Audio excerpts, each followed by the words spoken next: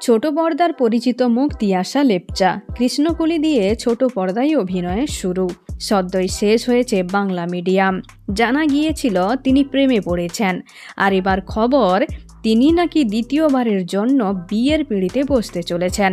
তেলিপাড়ায় এখন বিয়ের সানাই।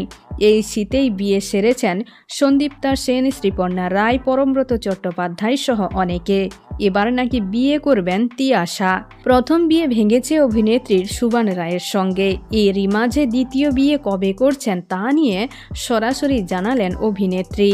সম্প্রতি একটি রিয়েলিটি শোতে আসেন তিয়াশা। সেখানেই তিনি বলেন 2025-এর অক্টোবরের পর তিনি বিয়ে করবেন। তবে পাশাপাশি তিনি এও বলেন শুধু এখন ছেলেটা পেলেই হলো। এর আগে অভিনেত্রী জানিয়েছিলেন তিনি প্রেমের সম্পর্কে ছিলেন, তবে তার নাম প্রকাশ করেননি। কিন্তু অভিনেত্রীর কথায় অন্য ইঙ্গিত। তবে কি আবারও প্রেম ভাঙল তিয়াশার? নায়িকা কি এখন সিঙ্গেল? তা অবশ্য স্পষ্ট নয়। তো বন্ধুরা, এখন এ পর্যন্ত। আবারও দেখা হচ্ছে বিনোদনের পরবর্তী আপডেট নিয়ে। ধন্যবাদ।